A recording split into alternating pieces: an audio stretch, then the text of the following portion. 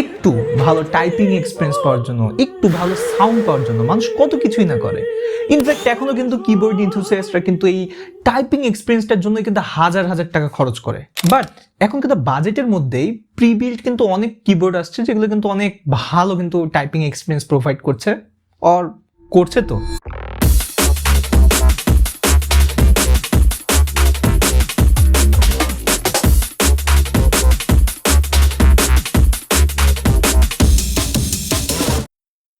This is Asus AK35i V4 এবং 9500 টাকার price পয়েন্টে এই কিবোর্ডটা অফার করছে gasket mounted, tri mode and একটা ছোট্ট স্মার্ট ডিসপ্লে সহ ফুল সাইজ কিবোর্ড। কিবোর্ডের মার্কেট কিন্তু এখন এমনিতেই অনেক কম্পিটিটিভ, আর Asus এখন এই প্রাইস পয়েন্টে এই মার্কেটে এখন সবগুলো ফিচার ঠিকভাবে ডেলিভার করতে পারছে কিনা এটাই কিন্তু এখন দেখার বিষয়। আর Asus এর কথা যেহেতু উঠলেই we have collected this keyboard from Tech Diversity. They have all sorts of accessories, do check them out. So first under the box নিয়ে কথা বলা যাক।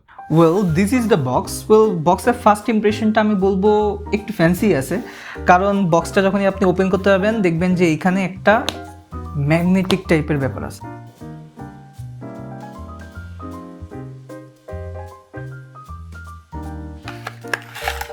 দ্য কেবলটা ইজ প্রিটি বেসিকই বলা যায়, আর কিবোর্ড পুলার আছে, কি ক্যাপস পুলার আছে। পুরোটা হচ্ছে একটা ডাস্ট কভার দিয়ে প্রোটেক্টেড করা। খুলে ফেললাম। এই কালারটাই আমার বেশি ফেভারিট মনে হইতেছে, তাই না? আপনারা কি বলো তুমি? সো হ্যাঁ, দিস ইজ দ্য কিবোর্ড। ও আরেকটা জিনিস মিস করে গেছি, এখানে কিন্তু সাথে ওরা এক্সট্রা দুইটা সুইচেস দিয়ে দিয়েছে, অ্যাভোকাডো সুইচেস, দেখতেও অ্যাভোকাডোর মতোই। তো ফুল সাইজ কিবোর্ড হলেও এখানে কিন্তু বেশ স্টাডি একটা বিল্ড কোয়ালিটি প্রোভাইড করা হয়েছে, যদিও এখানে কিন্তু একটা হালকা একটা বেন্ডিং কিন্তু দেখা যায়, যদিও বেশ লম্বা একটা বডি সেই তুলনায় কিন্তু বেন্ডিংটা কিন্তু অতটাও বেশি না। আর এই ফুল বডিটা হলো ABS plastic shell body and এটার ওয়েটটাও কিন্তু প্রায় 1230 গ্রামের মতন।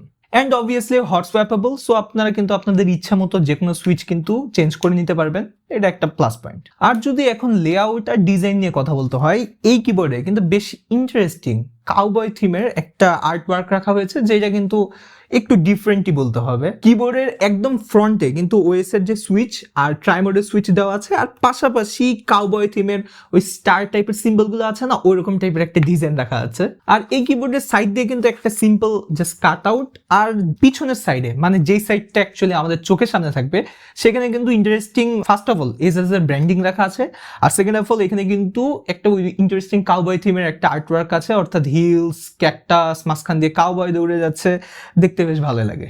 আর উপরের দিকেও পুরো কিবোর্ড জুড়ে কিন্তু ওরা ওই আর্টওয়ার্কটা বজায় রেখেছে, অর্থাৎ এখানেও কিন্তু আপনারা ক্যাকটাস দেখতে পারবেন, তারপর হচ্ছে কাউবয় হ্যাট আছে, ইভেন মাইনর টোরাসও ওরা অ্যাড করে দিয়েছে। ভালো জিনিস, ইন্টারেস্টিং। অ্যান্ড কিবোর্ডে কিন্তু একদম টপ রাইট কর্নারে কিন্তু ওরা একটা মেটাল নব দিয়ে দিয়েছে। নবের পাশে কিন্তু আবার 1.14 ইঞ্চের একটা কিন্তু স্মার্ট TFT প্যানেল ডিসপ্লে ওরা অ্যাড করে দিয়েছে। আর ডিসপ্লে ঠিক নিচে কিন্তু 3টা মাল্টিমিডিয়া এক্সট্রা কিজ ওরা দিয়ে দিয়েছে, উইচ কামস ইন হ্যান্ডি, মানে ডিফারেন্ট টাইমসে কিন্তু বেশ ভালোই হেল্প করে। বাট আমার কাছে এই মাল্টিমিডিয়া কিজের বাটনগুলো কিন্তু একটু বেশি হার্ড লেগেছে। যদি এটা আর একটু ক্লিকি টাইপের করতো তাহলে কিন্তু বেশ ভালোই হতো। আর এই কিবোর্ডের মধ্যে যে ডিসপ্লেটা অ্যাড করা হয়েছে that is pretty informative.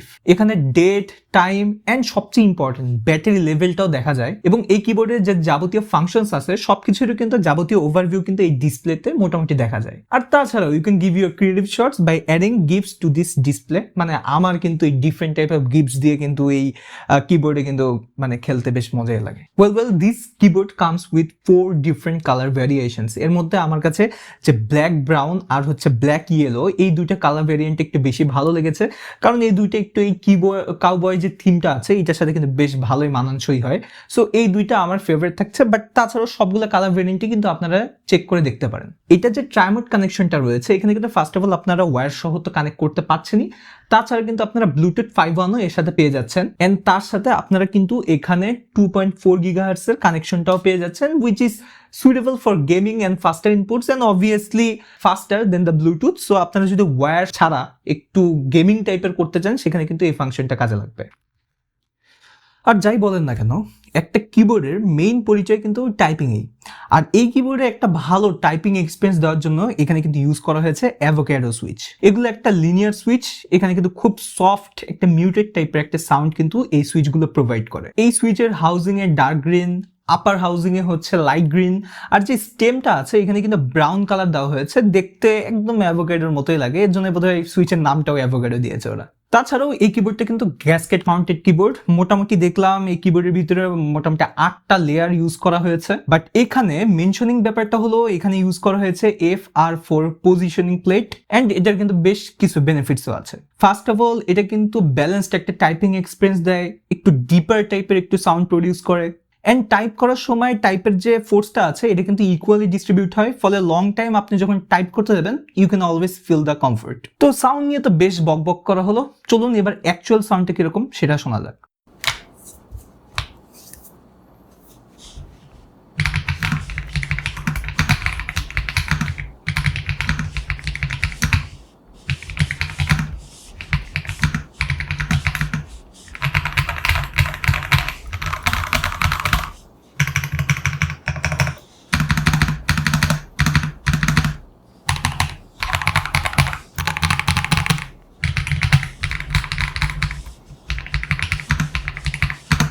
Now let's talk about battery. এখানে কিন্তু ওরা 10,000 mAh এর ব্যাটারি ইমপ্লিমেন্ট করে দিয়েছে, অ্যান্ড তারা ক্লেম করছে যদি আপনি ওয়্যারলেস ভাবে এই কিবোর্ডটা ইউজ করেন তাহলে কিন্তু 35 আওয়ার্স এর একটা ব্যাকআপ ওরা দিয়ে দিবে, অ্যান্ড যদি আপনি একদম ব্যাকলাইট অফ করে চালান তাহলে কিন্তু এটা আপ টু 175 আওয়ার্স এর একটা ব্যাটারি ব্যাকআপ দিয়ে দিবে বলে ক্লেম করছে।